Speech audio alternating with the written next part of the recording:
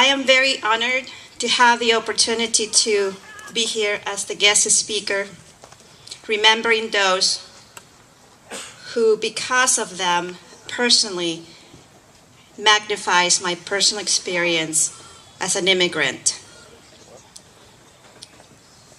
Many of you may not know that just a decade ago, 28% of Americans understood the meaning of Memorial Day. Only 28%. Back in 1868, when Major General Logan, a Civil War veteran, founded this event under the name of Decoration Day, we never expected that after so many years it eventually become a national holiday. Back then, the graveyards were decorated. But in 1874, it took a female observation about the event. The female touch, when she walked around and saw those graves decorated with flowers. Her name, Laura Richardson Graves. She noticed that these flags were being sold at the storefront. She walked into the store, bought all of them, and placed them on the graves, starting a tradition. There's always a woman, the woman touch.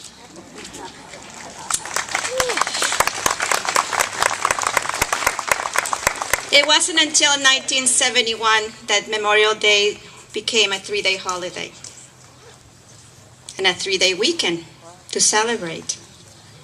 But let me remind you that Memorial Day is not just another calendar 3-day holiday in the calendar.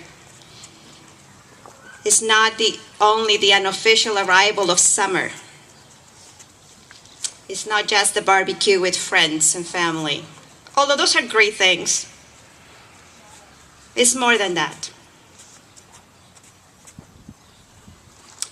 Back in 2000, Congress established what is called the National Moment of Remembrance. Many of you may know what it is, but if you don't, let me give you a hint. Today, at 3 p.m., you stop and pause to remember.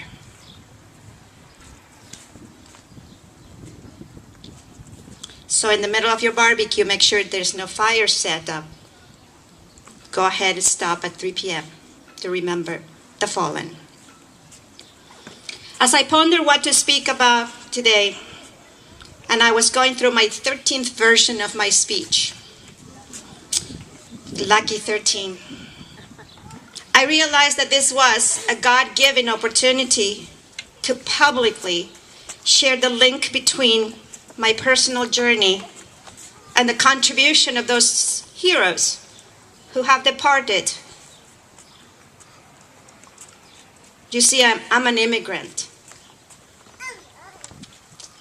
And I never in my life, growing up in Peru, would I even imagine that I would be wearing this uniform. My father always spoke in awe about the United States of America. I remember the discussions about the Civil War, Abraham Lincoln, World War I and II, and Vietnam. But until that point, all of this was just intellectual concepts. The history full of courage and bravery. But I couldn't really grasp at the emotional level what this meant.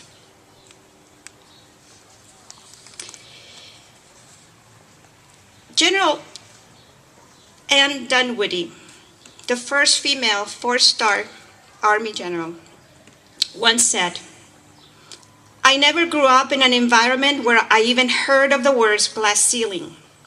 You could always be anything you wanted to be if you worked hard, and you never felt constrained. and never felt like there were limitations on what I would do. Her words resonate today because my experience in this country can be described similarly. I had various assignments after obtaining my commission as a naval officer. I had deployments on humanitarian missions. And each time I realized that I was on the right side.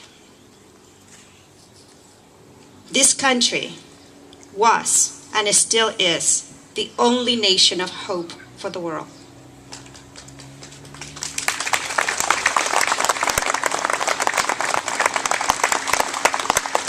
And the nation where the freedoms at home and around the world continue to be protected. My father was a military man as well. He often said, in a society where women are good, that society is good. His encouragement and respect for the role of women in every aspect of my life and beyond traditional roles allow me to see why women are key to enhancing the performance of any organization, including the military. Human history reminds us that women have been serving in the military from ancient times, over 400 years, across cultures and nations. And my father would agree today that women are making a difference in military assignments. Those good women he always referred to are now defending with their own lives our nation. From the opening battles of the American Revolution through the Persian Gulf and today's operations in the war against terrorism in Afghanistan and Iraq and around the globe, women in the military have built a tradition of honorable and faithful service, and the roles have gradually been changing and expanding. Women during the American Revolution served as battlefield nurses. Women during the Civil War provided nursing care for Union and Confederate troops, and many disguised as men to be able to serve. Women during the Spanish-American War also served mainly in nursing. As the male counterparts were dying of typhoid, yellow fever, malaria, the women tended to the dying Army counterparts. World War I, mainly nurses, Army, Navy combined. 400 of them died in the line of duty. World War II, women served in the Women Army Corps and the Women Air Force Service pilots, flying many missions as civil service pilots. And over 14,000 Navy nurses were assigned to various hospital locations, including hospital ships. During the Korean War, more than 500 Army nurses served in combat zone and hospitals. During the Vietnam War, 7,000 military women served in Southeast Asia. Some died in the line of duty. Although to this point in history, the roles of women were restricted to primarily assignments like nursing, many died in the line of duty. 1994, we have our first combat female casualty, Lieutenant Kara Holtgreen, who at age 29 died when her airplane, Tomcat, slammed into the Pacific Ocean.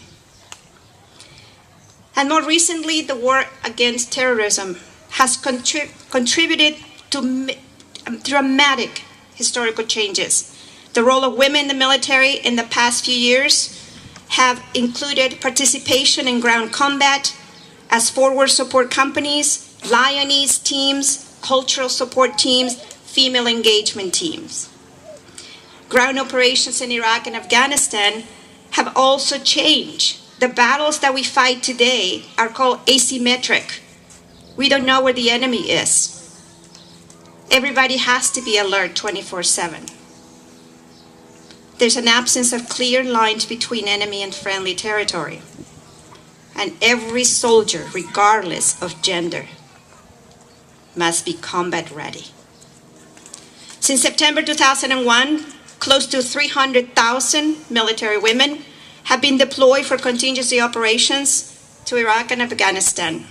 800 were wounded and 130 have died. This year, January 24, 2013, just a couple months ago, the 1994 Combat Exclusion Policy, which banned women from serving on ground combat, has been lifted. Those roles in infantry, artillery, armor, combat engineering, and special operation units are now open to women. And as of February 29 this year, 16,407 female members have deployed in contingency operations. As my departing thoughts today, I just want to quote Greek philosopher Thucydides once said, "The bravest are surely those who have the clearest vision of what is before them, glory and danger alike, and yet, notwithstanding, go out to meet it." These words are a reminder that recorded history speaks to us about the men and women who through heroic actions helped define the destiny of humanity and of our nation. For some of us today may not be ready for those changes where women are fighting alongside men. For some of us, it may be happening too fast or too slow. Regardless of how we feel about this issue, our duty is to educate everyone, including the youth, that this nation needs both men and women who are willing to take the place of those who already served and have died in service for this country. Men and women who are willing to sacrifice their own lives to preserve the foundation of democracy and freedom, not just here, but around the globe.